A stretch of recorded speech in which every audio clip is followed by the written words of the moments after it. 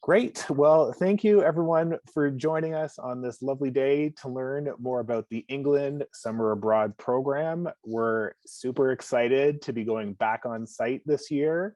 It's been a couple of years since we've been there, and so there's lots of interest. I know all of our instructors are really excited to get back on site, and hearing from lots of students who are really eager to go as well. So I'm glad you're all joining us to learn more about the England program this year. As we get started, I do wish to acknowledge the land on which the University of Toronto operates. For thousands of years, it has been the traditional land of the Huron-Wendat, the Seneca, and the Mississaugas of the Credit River. Today, this meeting place is still home to many Indigenous people from across Turtle Island, and we are grateful to have the opportunity to work on this land.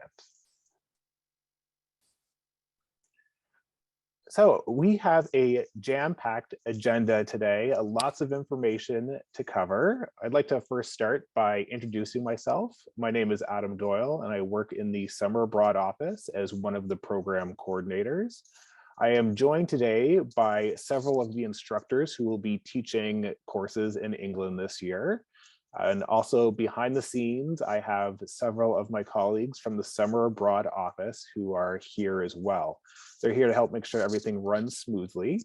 And also, you may have noticed that you can't really ask any questions directly since you're not on camera, but what you can do is use our Q&A module. So where you would normally find your button to turn on your microphone and camera on Zoom, you will see a Q&A button. If you click on that, a little window will pop up and you can type in questions there. These questions will be seen by our panelists, so you may get a reply there, or we may answer the question live during the presentation. So if you want to submit questions, there's the place to do it there. And as mentioned, we are recording, and this info session will be sent out to everyone who registered. So if you're not able to stay for the whole thing, we will be sending you the link to the recording after the session. So we're going to cover what Summer Abroad is. Then more specifically, I'm sure the content you all want to hear more about is the 2022 England program specifically. We do have a former student. Well, he's a current student, but he formerly participated in the England Summer Abroad and is going to speak about what it was like living in Oxford and doing summer abroad. And then we'll be looking at some of the administrative details like costs and how to apply and what comes afterwards. So this year, Summer Abroad is actually celebrating its 50th anniversary. So we have been sending students overseas on academic experiences for 50 years now. The program has definitely grown a lot since 1972. The very first program that we offered was based in Siena, Italy. But now we are in multiple destinations all around the world. What is really unique about Summer Abroad is that these are U of T courses you're taking in a condensed amount of time, very small classes, and you're having the opportunity to learn about, well, you're going on field trips and seeing things that you're learning about in the classroom. These are, as I said, U courses, so they do fulfill your program or breadth requirements. They're mostly taught by U of T staff. Some courses we employ international faculty who we partner with. We also provide on-site non-academic support for while you're overseas. We run pre-departure orientation sessions and do some safety abroad workshops with you as well to make sure you're ready to go. For 2022, we're offering a combination of some programs that are going to be happening on site in person. And then unfortunately, some of our destinations, just due to timing and other reasons, we're not able to go on site, but we will be delivering it as a virtual program, similar to how most of our programs ran last year. So as you can see, there are lots of benefits to participating in Summer Abroad. You have some professional benefits, personal development, So many students say they have met lifelong friends from participating in the program. Also, the connections that you build with the faculty members is really unique because they're traveling with you. You're on a bus, sometimes for many hours with them, traveling for your field trips. So it's an opportunity to expand your network, get to know new people who you might not have met otherwise. In terms of your personal development as well, this is a great opportunity to learn more about yourself and become more independent. Traveling just sort of forces you to do that because you need to depend on yourself and rely on yourself to get some things done when you have access to different resources that you might not be used to. So you'll also gain a lot of personal skills on top of the professional skills that you'll be learning from the classroom. And I think really the selling feature about summer abroad is the immersion that you have in the experience. So yes, it's 4 weeks long and you're taking a full year course during that time, but you're just focused on that one course. So it really allows you to dive deep into it. You don't have to worry about any other classes at the same time. So that focus is really strong.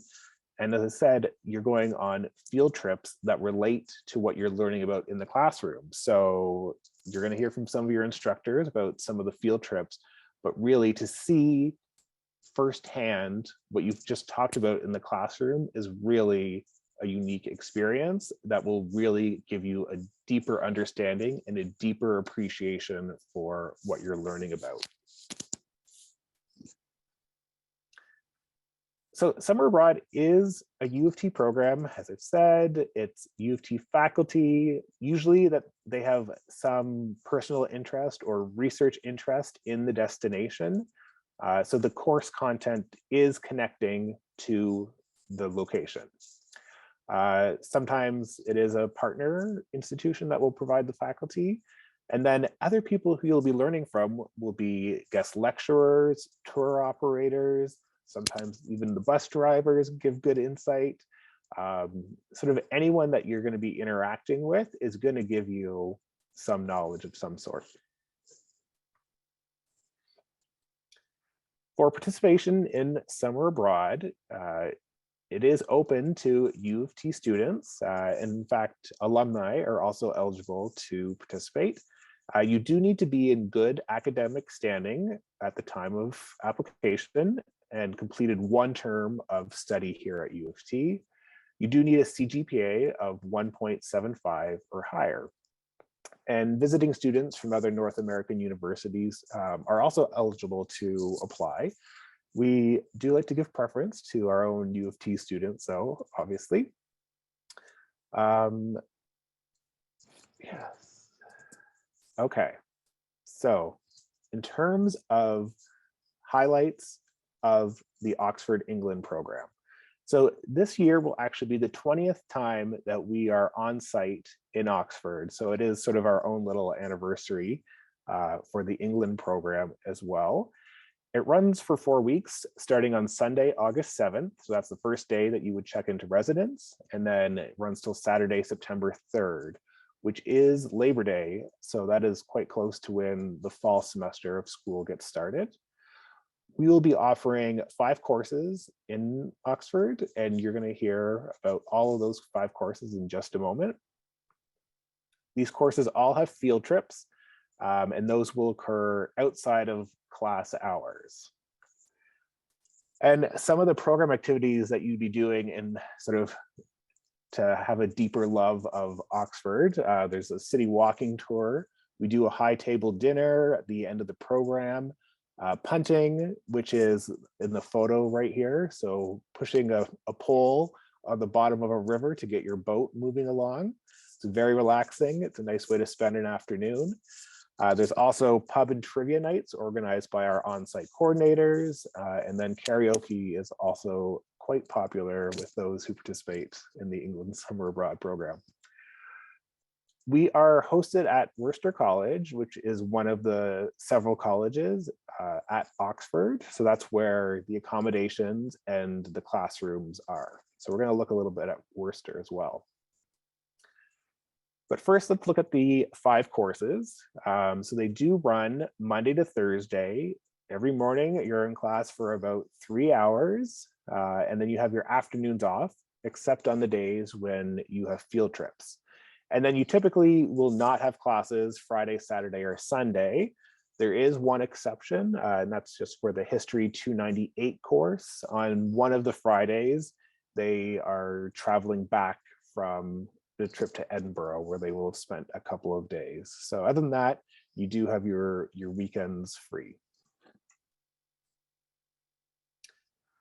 The 5 courses that we are offering in England are listed on the screen now. They're also posted on our website. So we have a Criminology 389 course, Topics in Criminology, Rights, Freedoms, and Responsibilities in Criminal Law, England and Canada.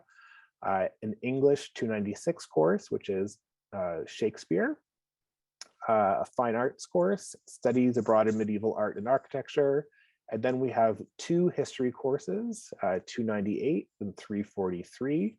And I think, yeah, so we have all of the instructors are here. We will be doing a video. One instructor has sent in a video because she can't be joining us. But this will be an opportunity for the instructors to speak about their courses, some of the content involved in the course, and also the field trips that you'll be going on. So as an instructor is talking about their course, please feel free to type some questions into the Q&A if you want to hear more from them. And then we'll make sure that we get to those questions. So I'd like to first invite Professor William Watson to come on and speak about his criminology course. Thank you, Adam.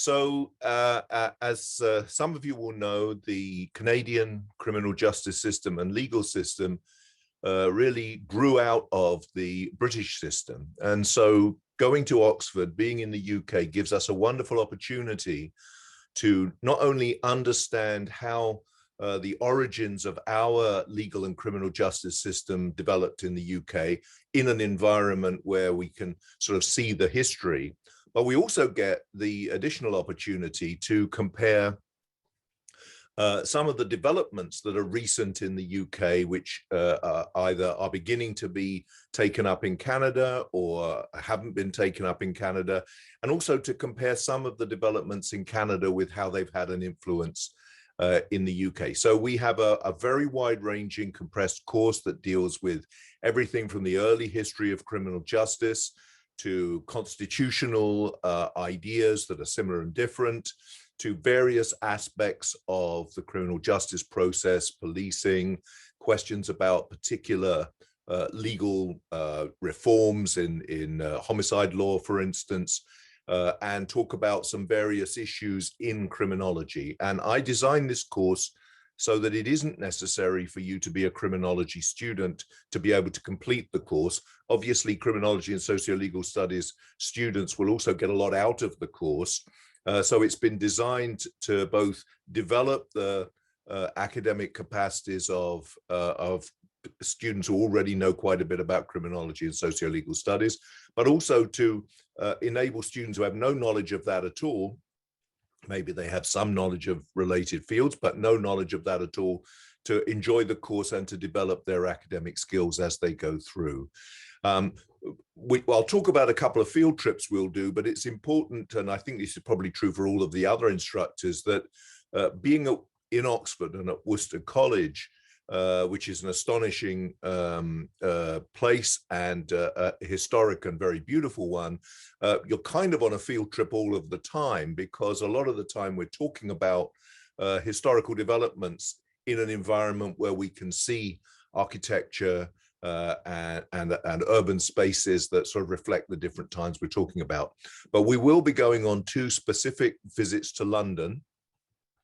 London is very easily accessible from Oxford, and that's part of the experience of going there and enjoying London that you'll be able to do on your weekends. So we do 2 trips to London. One is towards the beginning of the course, where it's really to pick up on some themes about the overall history of criminal justice in the UK, and we go to visit a number of spaces. The British Museum as an example of Enlightenment development. That's one of the things we'll be talking about in the course. We visit the Tower of London because it's a sort of medieval power and justice space. And we also go on a Jack the Ripper walk. Jack the Ripper was a serial killer from the late 19th century. And so we will have talked about developments in policing, taking you up to that time. And it's a very interesting experience. And then a couple of weeks later, we'll be going back to London, back to the center of London.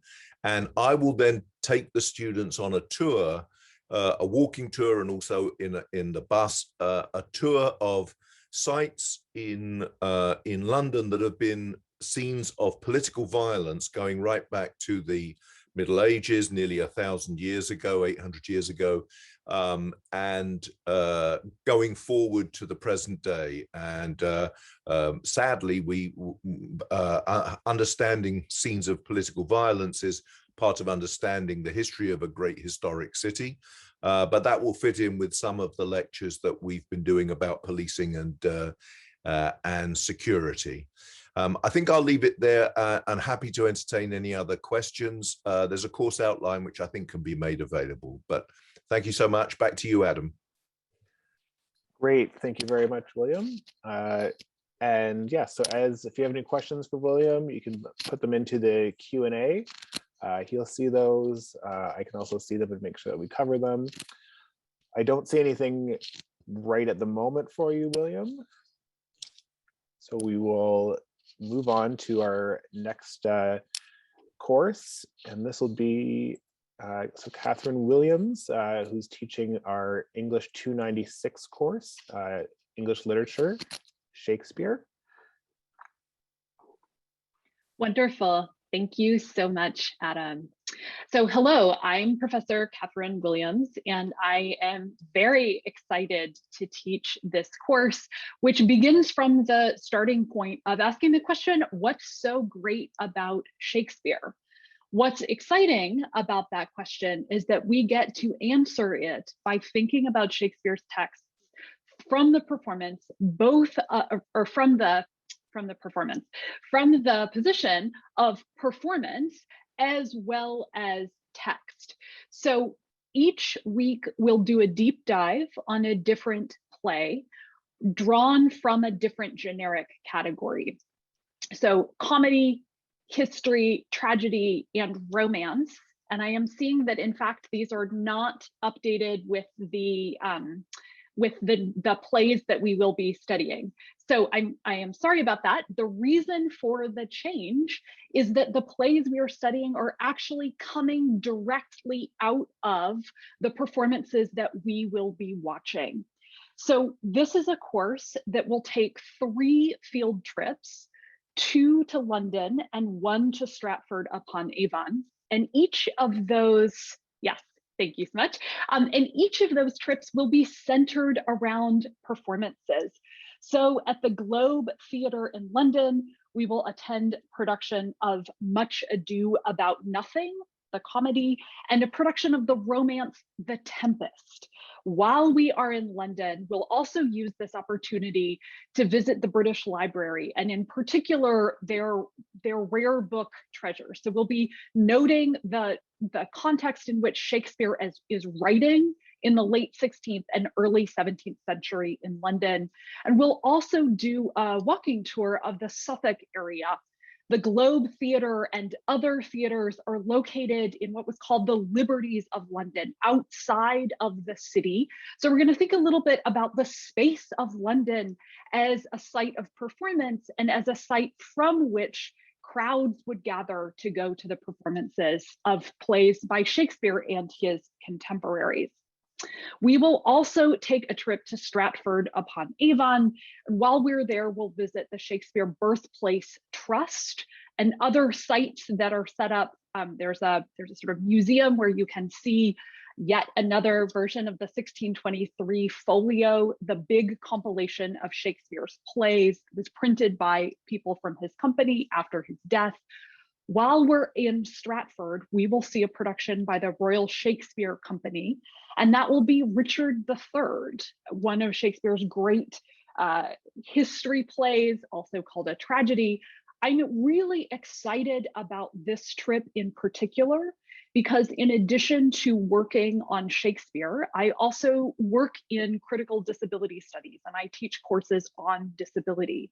And the RSC has just announced that they have cast the title actor Arthur Hughes is playing the role of Richard III. This is the first time that the RSC has ever cast a disabled actor to play the role of Richard III, Shakespeare's greatest disabled character. So I am really excited about the opportunity to think through the Shakespearean play, both in terms of text and in performance. So we will be reading the play together closely. We'll be talking about tools of literary analysis. I do not expect that you have ever had a Shakespeare course or read a Shakespeare play. And again, I think, Adam, can you just go back to the first slide? Would that be okay? Thank you.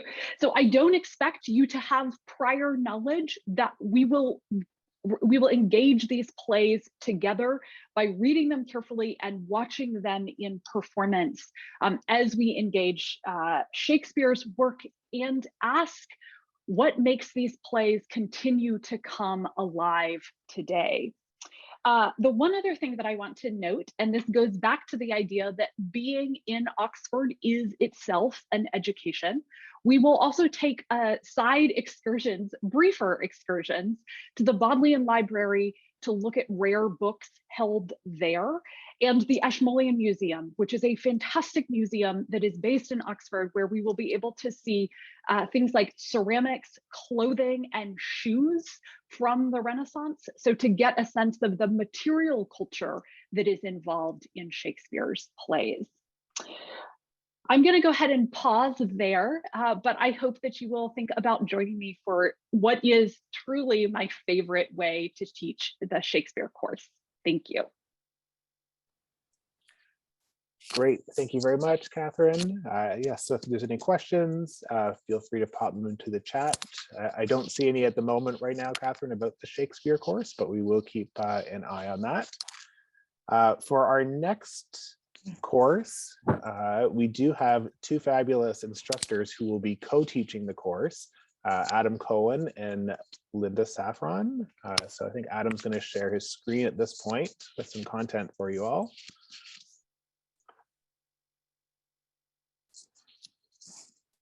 Hey, everybody. It's a real pleasure and honor to be part of the 20th anniversary experience in Oxford. My name is Adam Cohen. I'm a professor in the art history department, and my specialty is the art and architecture of the Middle Ages. And I think it's fair to say that the Oxford course may be the favorite thing I do as an instructor here at U of T. Hi, can you see me? I can. Well, I hope some of you can see me. I'm Linda Safran, and I'm at the Pontifical Institute of Medieval Studies on Queen's Park. I've taught at U of T, I've taught in Washington, DC, and I've also taught in Guangzhou in China. In terms of summer teaching, I've been to the Tours in France course, and Oxford, as my colleague says, it is really my favorite place to teach. So Professor Safran and I have taught several times in Oxford itself, starting already in 2015, but the particular version of the course that we're going to share with you has been reconfigured completely. It's true. Medieval buildings that have been around for 1,000 years don't change all that much, but the way we decide to teach them does, and we want to keep it focused this time on Oxford and the area around it? So basically, we're going to have only one day each week in the classroom. We used to have 2 days, but we're cutting that and using Oxford more as a classroom. So just every Monday, we'll be setting the stage historically and art historically for the things that we'll be seeing the rest of the week. That'll be a lecture and seminar format. One other day, we'll spend walking around Oxford itself, getting to know understand the growth of the town and of the university within it, starting with the Saxon period, the early Middle Ages, and ending with what's called medievalism, which are the responses to medieval art in the 19th and 20th centuries. And the other 2 days of the week will involve bus trips to visit some great works of art and architecture. So that leaves Fridays free, as has already been mentioned, for you to go to places like Stratford or London, which is only an hour and 10 minutes away by bus. London has incredible museums, some of which have already been mentioned. You can also hop over to Europe. Many students do that if it's safe to do so. It's easily accessible by train or plane. But if you choose to stick close to Oxford Friday through Sunday, you'll find it's a very lively town. There's lots to do. Professor Williams already mentioned some of the terrific museums there, theater, restaurants with every type of cuisine, and lots of historic pubs and cafes.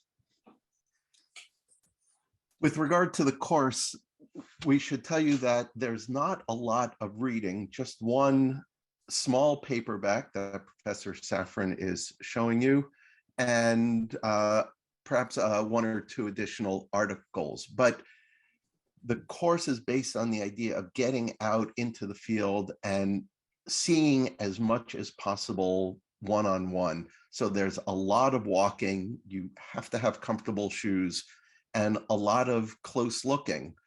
We'll study maps so that you can understand Oxford's urban development. And, art history, we tend to think of as not a particularly difficult course, but we do expect you to absorb the material. And so we'll have short classes, short quizzes in class so that you can show that you recognize and can discuss some of the things we've seen during our walks and field trips. And we'll also assign some short papers, which don't require any library research. One will be a short looking exercise due before the course starts, and the other 3 during the course will be focused on objects, books, and buildings in Oxford itself. And for those who are keen, we'll come up with some extra credit possibilities in London. I expect that there'll be some students who already have experience with medieval art and architecture and want to do more, and will find ways to make the course as rewarding and as challenging and rewarding for you as well. So on the field trips, we'll be visiting some really world famous buildings like Salisbury Cathedral and Gloucester Cathedral. But we'll also be seeing some more modest sites, things like small parish churches and a medieval barn that speak to the experience of all kinds of people in the Middle Ages. In Oxford itself, of course, we will visit a number of university buildings, but we'll also try to recover a sense of the commercial life of medieval Oxford and the Jewish life of the medieval town. So basically, we'll try to get a sense of the growth of the university in the Middle Ages and of the conflicts between the university and the town that it came to dominate. But we also want to explore how other people not related to the university lived their lives in the Middle Ages, including what kind of work they did, where and how they worshiped, how they remembered their dead. We're interested in medieval life and how art and architecture both reflect that and help create medieval life. And incidentally, if you've read or seen the Harry Potter movies or Pillars of the Earth by Ken Follett. You will definitely recognize things in Oxford and also on some of the field trips. I hope that we've given you some sense of the kinds of things we're going to look at and the structure of the course. I can guarantee you, and I look forward to hearing the student affirmation of this, if you sign up, obviously for medieval art and architecture, but really any of the summer abroad courses, specifically in Oxford, which we can speak to, but it will be a transformative experience. You will never look at yourself the same way again because you'll have learned so much, you'll have had so much fun, and you will have experienced so much. And I hope that we'll have the opportunity to share that experience all together. Professor Safran and I are happy to take any questions now or any time in the weeks leading up through the whole application process. Thanks. Thank you. Great. Thank you very much, Adam and Linda. I don't see any questions right now that have popped up in the Q&A, but we will keep an eye out for that. The next course that we are covering, the instructor, Mairi Cowan, unfortunately is not able to join us, but she has sent a video along, which we're going to take a look at. So instead of speaking with you, hello, my name is Mairi Cowan, and I am the professor for the course HIS 298, The History of Britain from Earliest Times to the Industrial Revolution. I am sorry that I cannot be with you to present live today, but I teach on the Mississauga campus all day Mondays. So instead of speaking with you live, I have made this brief video about my course. This course is an introduction to more than 5,000 years of British history. It takes us from the prehistoric period to the modern age, and it pays special attention to topics connected to sites that we will be visiting.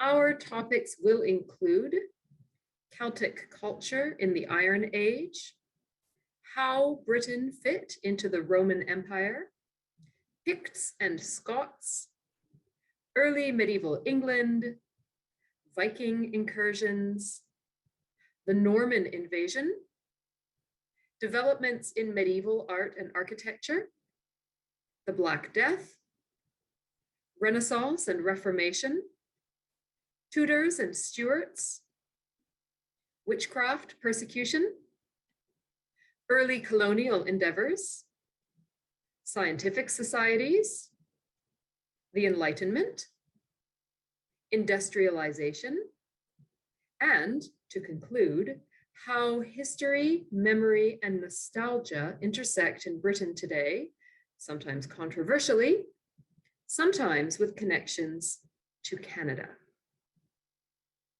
This is an introductory course with no prerequisites.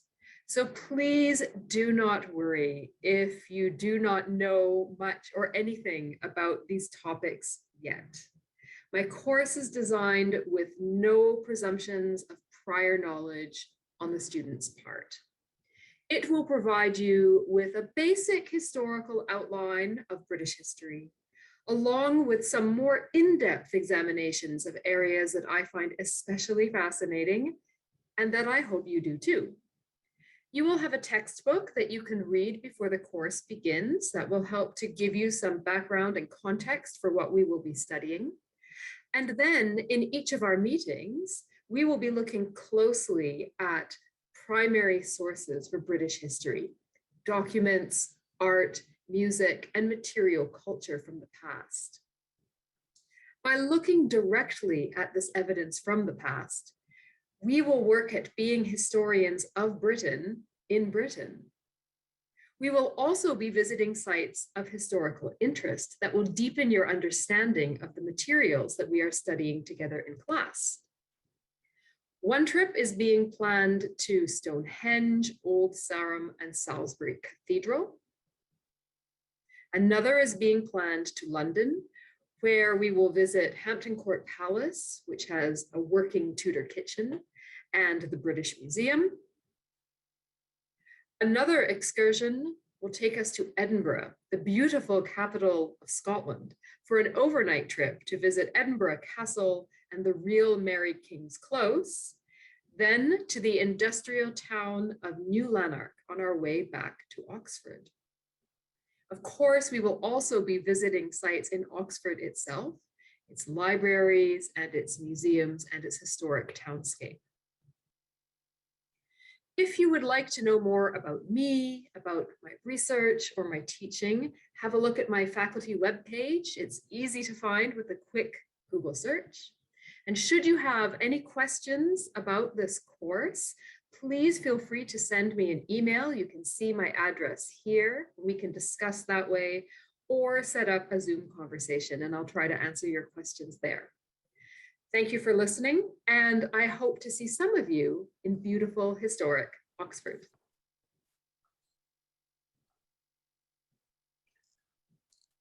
Great.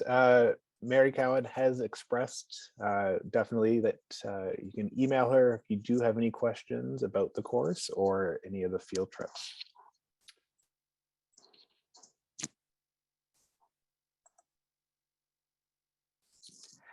And now on to our final course to speak about is History 343, the History of Modern Intelligence. And I think Timothy Sayle is here and online now. Hi, Tim, how are you? Hi, Adam, I'm great. Thanks so much for having me. Hello, everyone. Thanks for coming to hear about these courses. They all sound excellent. I'm really excited to talk about the History of Modern Intelligence course. This is a third-year history course that traces the rise of modern intelligence services and asks whether intelligence in its various forms, espionage, intelligence analysis, signals intelligence gathering, and other code breaking efforts, etc., did these things help shape international relations in largely the 20th century? So our course begins in the late 1800s, and we trace some developments in technology and also some geopolitical conflicts and tensions that led to the birth of modern intelligence services in the early 20th century. And the UK is the perfect place to study this. The UK looms large in intelligence, mythology, and also history. And Oxford is an even better place to study this. Famously, the Soviet Union recruited a number of spies at Cambridge. People may know about that, but a number of the intelligence officers that caught spies in the UK went to Oxford. So if you'd like to become a spy, maybe you should go to Cambridge to learn about how to catch a spy. Oxford is the place to be. We're going to look at the rise and development of intelligence as a tool of state power, both in peacetime and at war, studying the First World War, the Second World War, the Cold War, and we'll finish with the War on Terror. And to do this, the beauty of this course being in England is that we can actually see and in fact feel the places where this intelligence history unfolded. So we'll have 4 trips, 2 to London. The first is to the Imperial War Museum and also to visit the light cruiser HMS Belfast that is you can actually board, and we will board in London. We'll return to London later to visit the subterranean lair, the Churchill or Cabinet war rooms, where some of the Second World War was directed in a bomb-proof bunker. Another trip, we'll go to Bletchley Park, and we will see where ultra intelligence and this massive Second World War code breaking facility exists today. We'll see what it looked like then, look at some of the early computers that were used to break codes during the war. And then our final trip is to a different Imperial War Museum site. This one's at Duxford. And Duxford was a sector station during the Battle of Britain, one of the places where Fighter Command took in intelligence and managed the fighters as they defended Britain in the Battle of Britain. It's also an aircraft museum. So we'll see some of the machinery and the equipment that benefited from intelligence analysis and code breaking. And we'll also spend time in the classroom looking at primary records from intelligence history, some of the records left by some of the great spies of the 20th century. Just in closing, two notes, I guess. There is a really excellent and accessible textbook that you could read either before you come or while you're in Oxford, and that will support our reading of primary sources and discussion of them in the classroom. And at the same time, although a general understanding of history of the 20th century would be helpful, it's certainly not necessary. I mean, if you know in which order the First World War and the Second World War came, we've got all the other information you need to manage this intelligence history. So please feel free to put any questions in the Q&A, and I look forward to seeing some of you in England. Yeah, sorry, Timothy, there's a question here about, I think that you can probably, you might have some insight for this. So an IR major student is asking if your version of the History 343 course in the summer can be used to count towards the 343H requirement. Yeah, absolutely. On campus. Yeah. Sure, yeah, I can answer this, absolutely. So yes, this course can fulfill a number of different requirements amongst different posts. So in the IR program, this would count as one FCE in the third year basket of history classes. So not only would it count for the 343H, but it would also take care of another H requirement because it's 1.0 FCE. And this course can also fulfill the requirement for the certificate in international affairs. That's part of the U of T Global Scholars Program. And then of course, because it's a history class, you could use it towards a history minor, major, or specialist. Awesome, great, thank you very much. So we'll keep an eye on the Q&A and see if any other questions come in for you. So I'd like to thank all the instructors for taking time out of their busy days to come in and speak a little bit about their courses and answer any questions. So some of them may be sticking around. So if you have any questions, make sure you get those into the Q&A chat sooner rather than later. So moving along, we'd like to examine what life will be like if you participate in the Oxford program. So as mentioned, you will be staying in Worcester College, which is one of many colleges in Oxford. There's a campus, sort of a college map, if you will, here. So you can see how much green space there is for you to explore while you're there. Some 18th century buildings, old cottages, very large grounds to explore. One of the great things also about Worcester College is that you are so close to train and bus stations. So getting to Worcester when the program starts is very easy. And then on weekends, if you want to go into London or travel elsewhere, it's really accessible to be able to do that. It is just a short walk to the main city center of Oxford.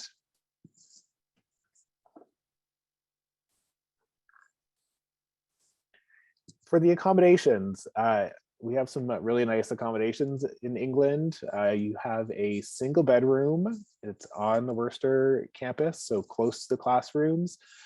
You also have a private ensuite washroom for your accommodations, which is nice. Wi-Fi is there. And then included in the accommodations also is a daily hot breakfast that's included in the costs. We do recommend budgeting about $700 for other meals, both either on campus or in the city. In the residence, you do have shared kitchen facilities. So for about 6 or 7 students, there'll be a small kitchenette. So if you want to do some light meal preparation, you're able to use those facilities to do so as well, to help save on some money there. There is a porter's lodge. So porters are there 24 hours a day. sort of for security, to help with anything that may be going, if you have any facilities issues with your room, if you get locked out. The one thing to note is there's no air conditioning. For the most part, you don't really need it in England. Some days you might wish you had it, but I think those days are not as often as the days when you don't need it. And here are some photos of the accommodation. So as you can see, you've just got a twin bed for yourself. You have a desk and a chair. You've got the washroom with the shower as part of it, the laundry facilities, which are card operated, and then one of the small kitchenettes that I was mentioning. In addition to your bedroom and the kitchenettes, there's other spaces at Worcester College that you're going to probably spend some time in. We have our own junior common room where you can hang out and socialize. There's a computer room. There's access to the college pub. Some of the on-site coordinators typically will host some social events there. There is also a gym and tennis courts as well. Some things to keep in mind is that when you're traveling, obviously you are going to be living somewhere different, and there's different customs, different standards, depending on where you are. So it's really important that you kind of quickly observe and make some adaptations to meet with what the locals are doing. In England, something that you may not be used to doing is a very orderly lining up, which they call queuing. So it's very important to be aware of that. Also follow any directional signage when things are telling you to stay off the grass. That's very important. The average temperature is only 18 Celsius, and we've got the range from 15 to 23. You should be prepared for some humidity, definitely some rain. Good idea to have an umbrella and a good rain jacket with you.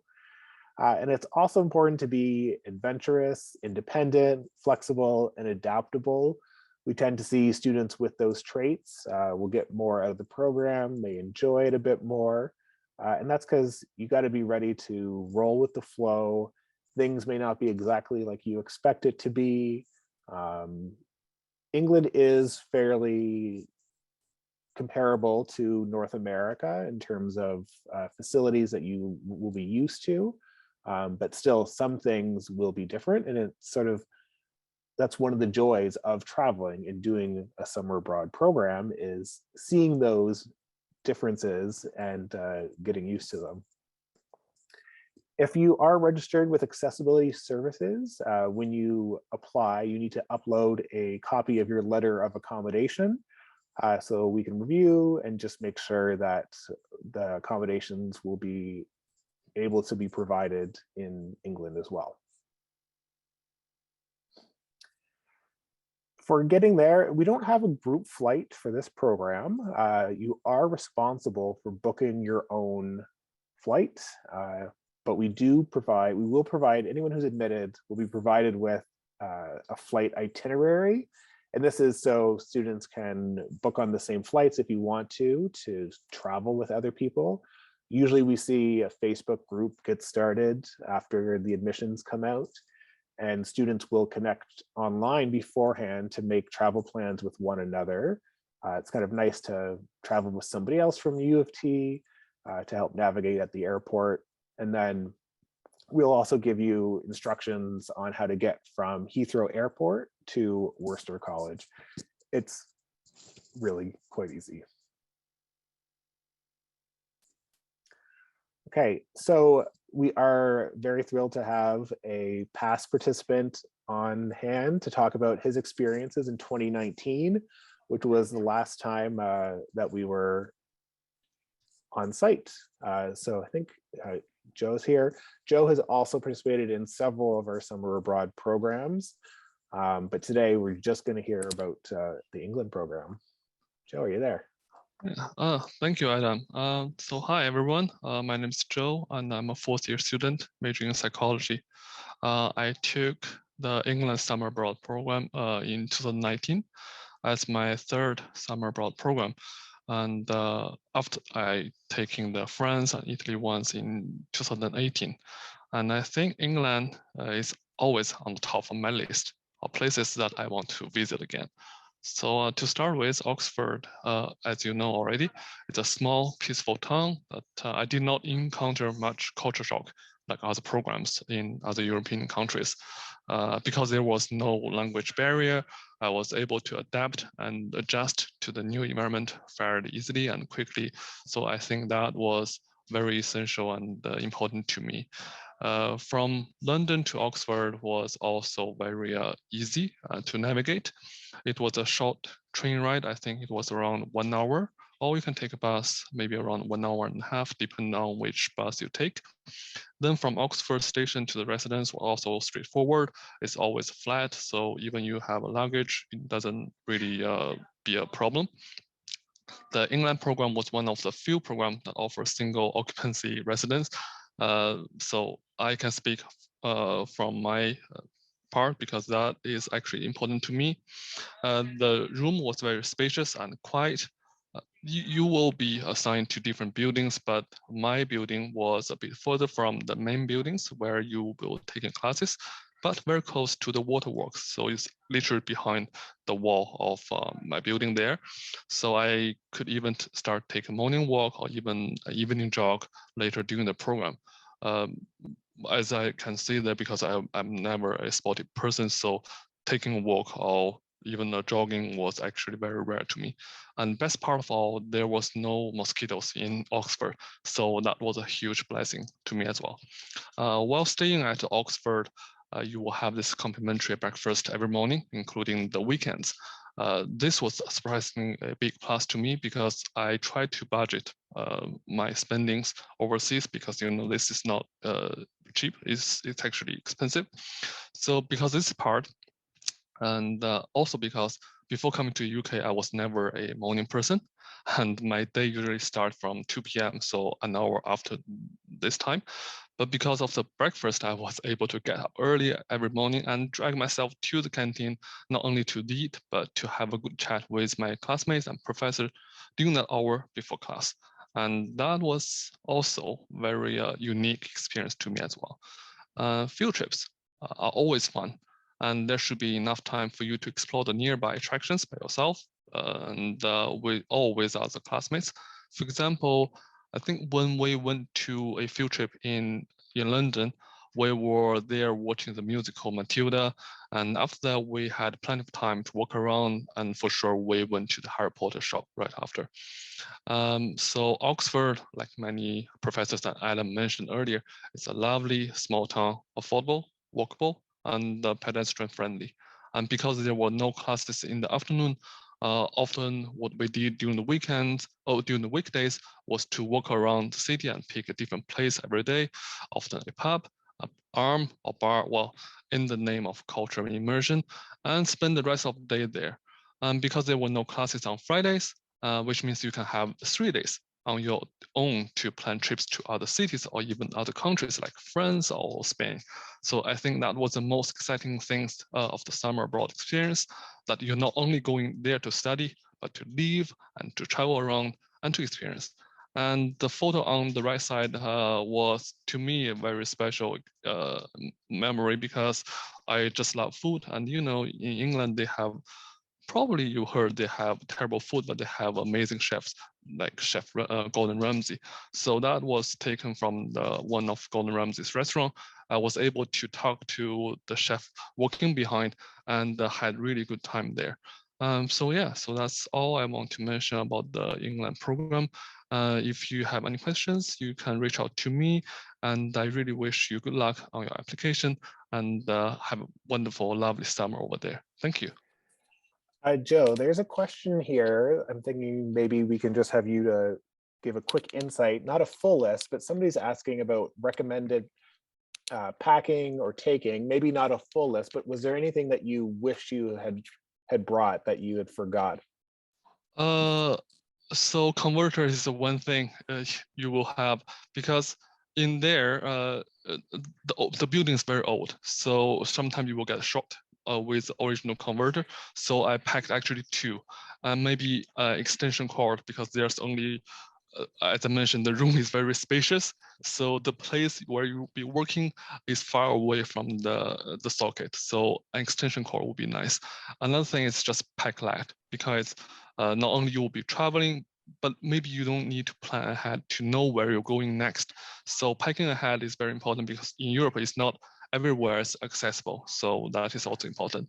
But now you know, you don't actually need a mosquito net like I did in the past. So that's ultralight thing for you. I hope that this helps. Great, yeah, thanks for that, Joe. I would say also for that question, we do give a packing list in our win-in document. So everyone who's admitted to the program will be given access to a Win-in England handbook. And that does give you a packing list and things to think about bringing.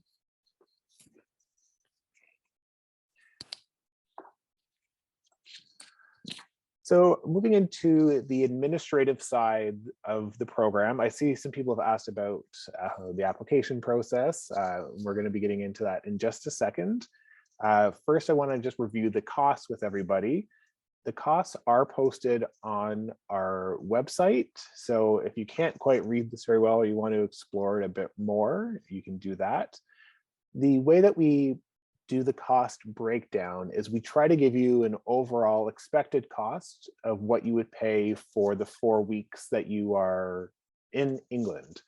So not all of the fees are paid to the summer abroad office or to U of T. Some of them you'll pay for on site. And they will vary from person to person. So the thing to keep in mind is when you're looking at these costs as a whole, we're really trying to give you an idea of what you should budget for these 4 weeks and what you should start planning for financially now. So taking a look more at them, after you're admitted to the program, you'd be paying some of your fees to the summer abroad office. This includes the course fee, so your tuition, also the field trip fees, not highlighted in orange, but it should be. It's the accommodation piece. So your accommodation is paid to the summer abroad office directly. And then things that you would also be paying for, this is to U of T, is the incidental fees. We just have an estimate there from last year. We don't yet know what the incidental fees are for this coming summer. And then additional expenses that you would pay for yourself, things like your flight, your additional meals, your travel insurance, and then miscellaneous expenses. So if you're going to do any shopping or buy any souvenirs or do any additional traveling, you would need to make a budget for that yourself. Again, I will just emphasize that the accommodation is not, you don't pay that yourself, you pay it to us, and then we'll sort it out. The accommodations are not mandatory, but we assume if you're admitted to the program that you'll be staying in the accommodations. If you want to arrange your own, you're welcome to do so, but we really strongly recommend staying in the accommodations that we provide, just in terms of ease of access. Everyone's all there, and often, sometimes it's hard to find accommodations in Oxford, or they don't pan out. So it's best to stay with the accommodations arranged through the summer abroad office.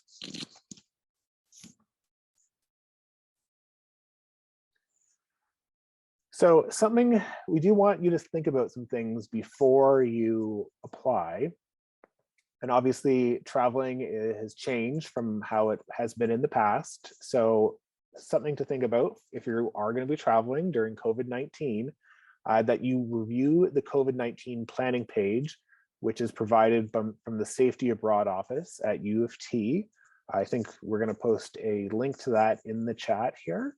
You should go through their travel checklist, and it will help guide your thinking and things that you need to do before you travel. You will need to be fully vaccinated by completing a COVID-19 vaccine series as indicated on the government the Global Affairs Canada travel advisories.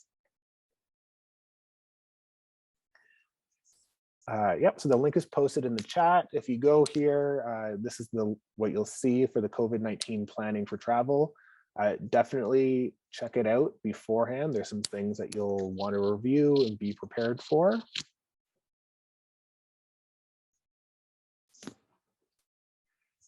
In terms of how to apply, so applications are open, and in fact, there's only about 2 weeks left to apply. So applications close on Tuesday, March 1st at 5 p.m.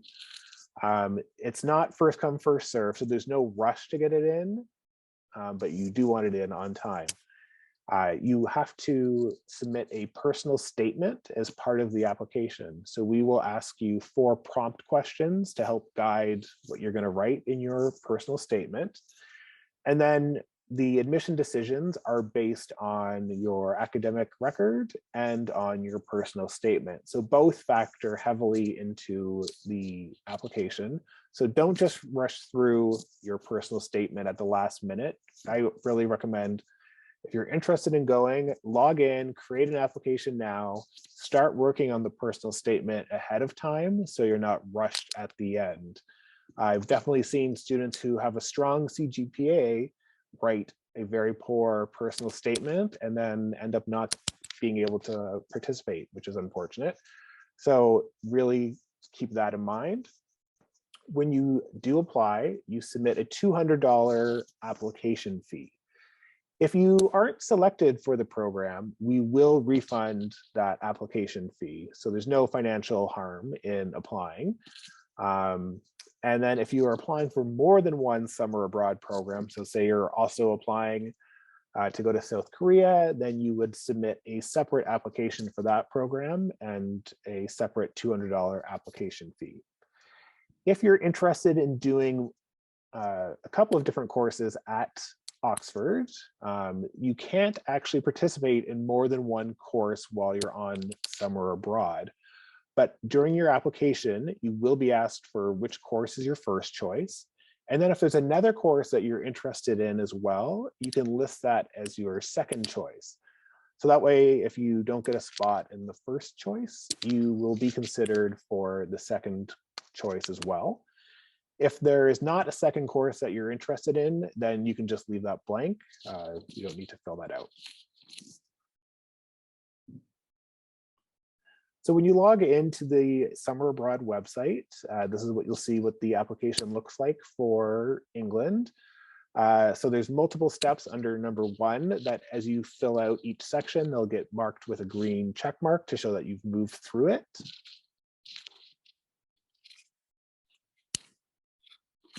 And then after we receive everyone's applications, we'll start reviewing them in March, and the admission decisions will be sent out in late March or early April. We do try to send the England ones out a little bit earlier.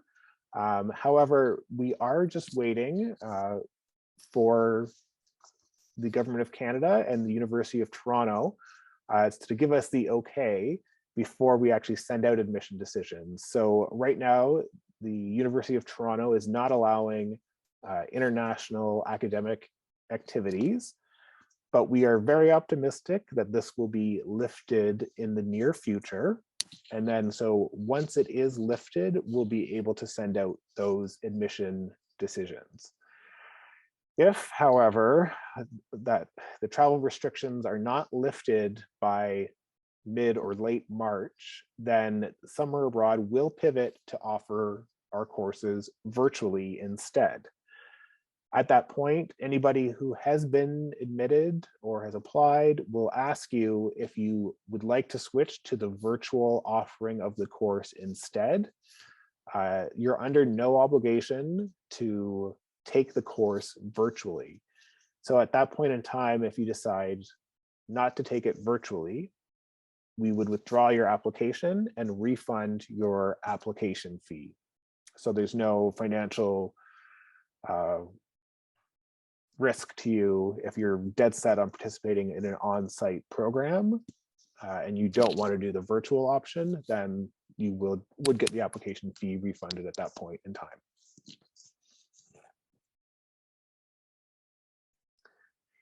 If you are admitted to the program, you do have a 1-week turnaround time to submit a $1,000 deposit to confirm your participation in the program. It's really important, especially for the England program, to get that confirmed within the week, because we do maintain a fairly long waiting list after we send out the admission decisions for other students. So we do like to confirm the numbers sooner rather than later. If you are admitted, but then you decline, and say you actually don't want to go to Oxford, then you would not get your application feedback in that case. And then remaining fees are due roughly 4 weeks after the deposit is due. Okay, I'm going to tackle some questions right now about what is the acceptance rate, how hard is it to get into the England program? And it's really hard to give a firm answer on that. Different courses, some years are more popular than others.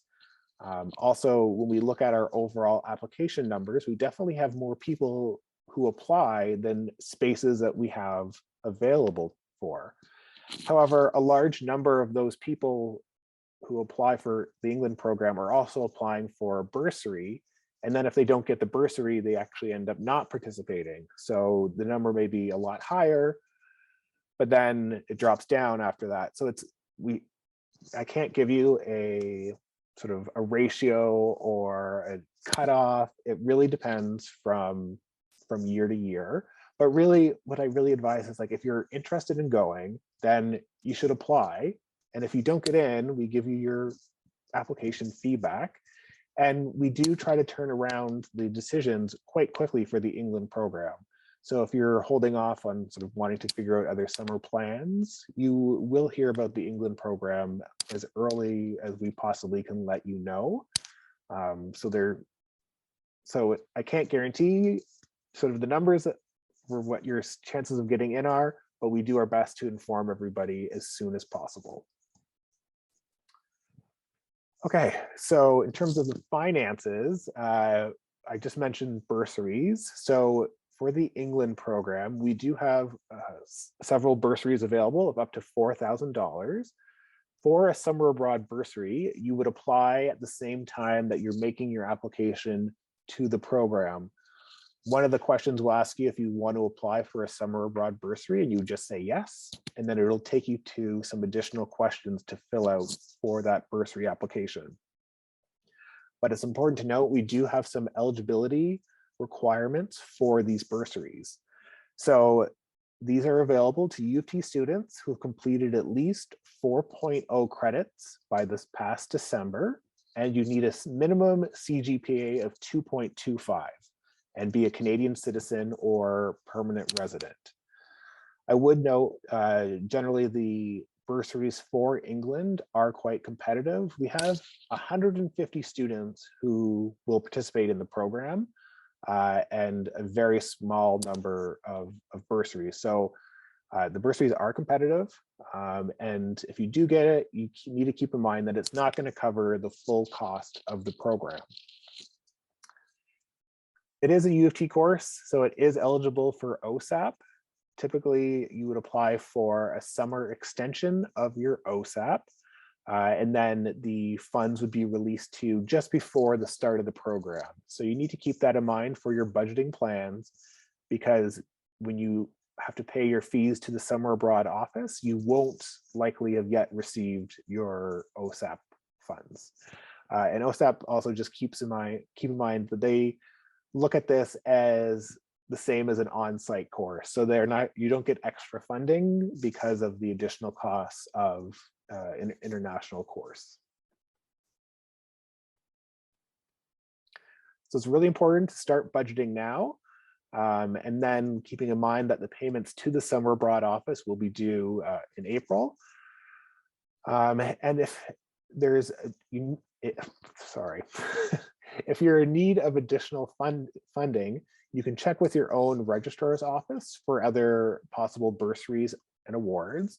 And then through the Center for International Experience, they have the International Experience Award Plus that you can apply for as well.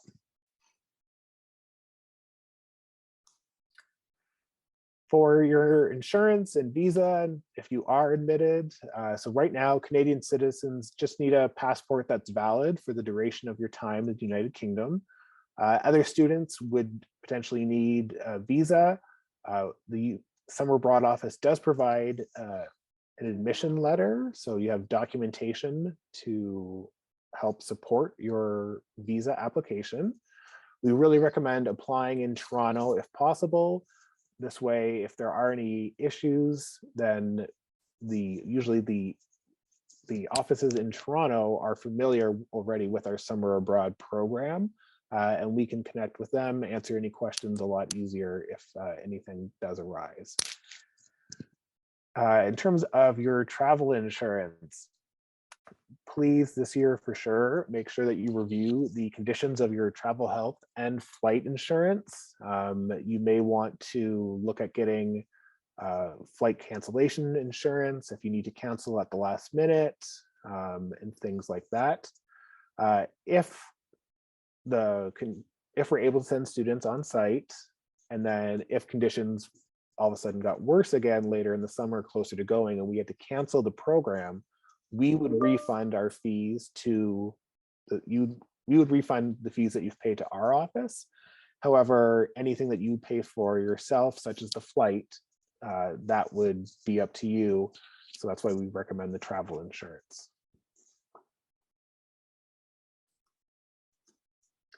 So we have a quick little graphic here just to quickly go through the steps.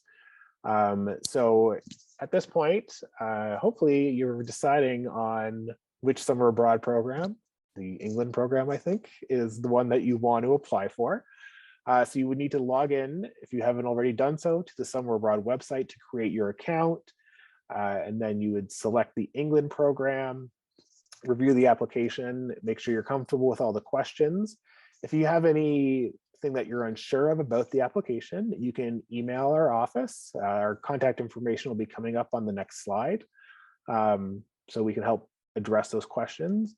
We'll be also having a couple of Zoom drop-in sessions over the next couple of weeks where you can meet with our work study students or summer abroad advisors to ask any questions one-on-one, or you can also make an appointment with a summer abroad advisor at a time that's convenient to you.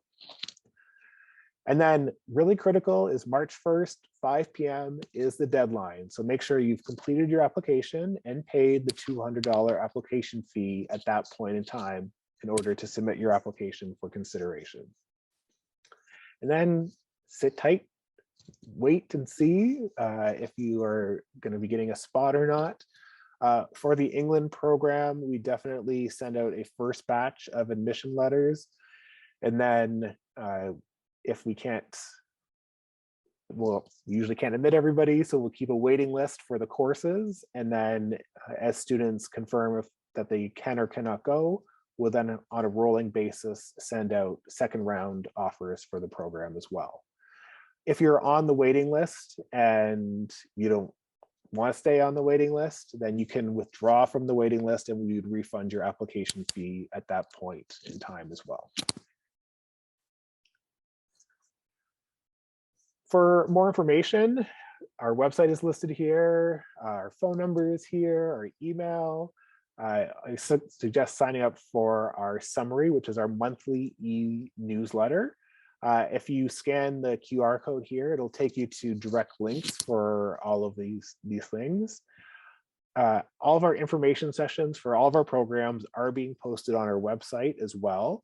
So if you want to check out another program, you could also review that information session online as well. So as we're wrapping up, I'm going to check in with our Q&A panel and just see if there's any outstanding questions that need to be addressed.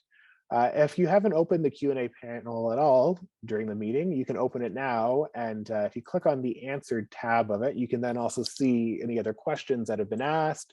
Maybe somebody's already asked a question, or maybe somebody asked a question you didn't know that you had.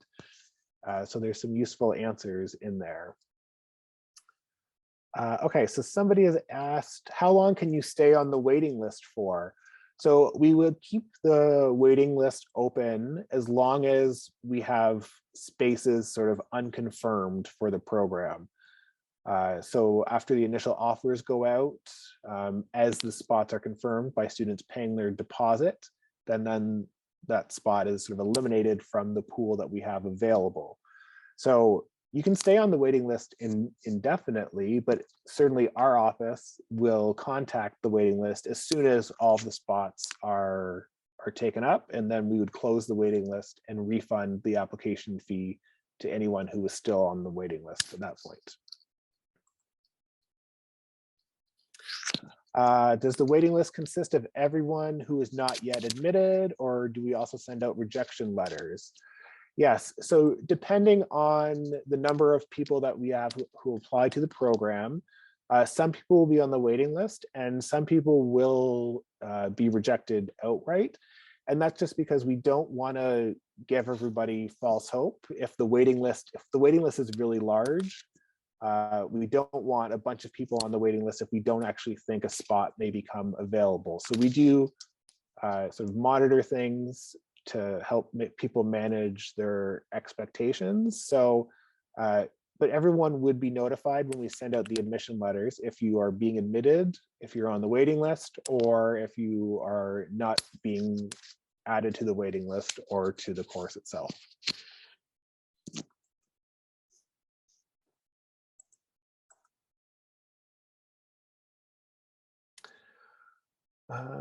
Great, another question about the waiting list. Yes.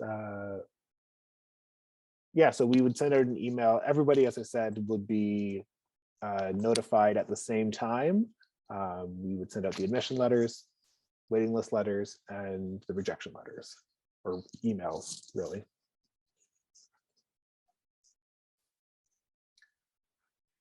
Okay, I'm going to take this quick break to thank all of our instructors who are still with us, and thank you so much for coming in and joining us today.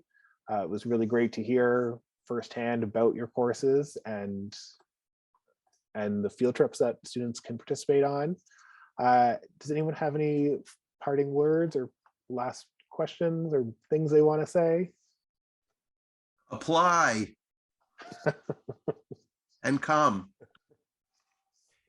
Yes, we love teaching these courses as much as you love taking them. Yes, I'm going to agree with what everybody is saying.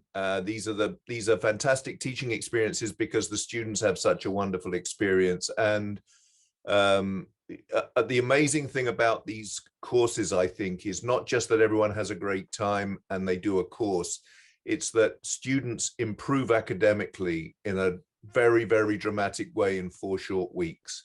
Doesn't matter how good you are or how much you're struggling, you're going to be a lot better as a result of this experience.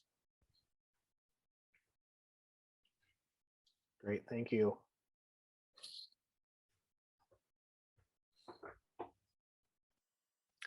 Okay, and one other question. Do we begin reading applications before March 1st? No, well, we don't really do much with the applications until after March 1st. There is no benefit to applying before the deadline, other than peace of mind. It's done, it's over with. So it's fine if you wait until March 1st. Has anyone gotten admitted with the minimum CGPA? I definitely know that there's been students who've been admitted to the England program with CGPAs not much higher than 1.75. It just depends on the strength of the personal statement and hearing about why they're interested in doing this particular course and what their academic record looks like. For example, we sometimes will see a student who might have a low CGPA because they had a rough first year, but they're in second year now, and we can see that their marks in second year have improved over their first year. So this lower CGPA is a bit less concerning at that point. So it definitely is possible to get in, just depends on that person's application.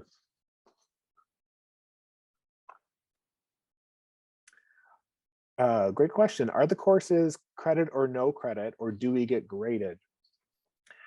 So all of these courses, you have the option to do credit or no credit. Otherwise, you would be graded. It is a U of T course, so it would show up just like any other course would on your transcript.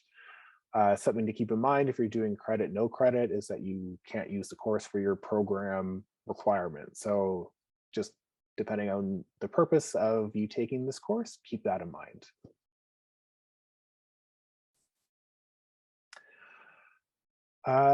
Yeah, and then so somebody else is asking about can you take it as no credit? And yes, we do have we'll post a deadline by which you can request the credit or request the class to be credit or no credit.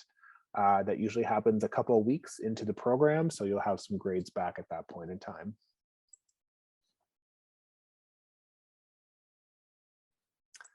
If you have a low CGPA, should you incorporate this into your statement? What would you advise this from an application perspective? I think, yeah, it might be wise if you have a low CGPA to address that in your personal statement. So those of us who are doing the assessment of the application have an idea of what was going on, why you were struggling, and it gives us more information, because if we just see your academic transcript, we won't know sort of maybe some of the factors that went into that lower CGPA. And if we decide to credit, no credit, does it count towards your limit for credit, no credit? Yes, it does. It is just like any other course that you would take on campus. So it would count towards your limit of courses that you can take as credit, no credit. Do you submit your current grades or an official transcript? No, you don't do that. Because this is a U of T program, at the Summer Abroad office, we actually are able to log into Acorn and download your academic record. So you don't need to submit your grades or a transcript. We can access it directly.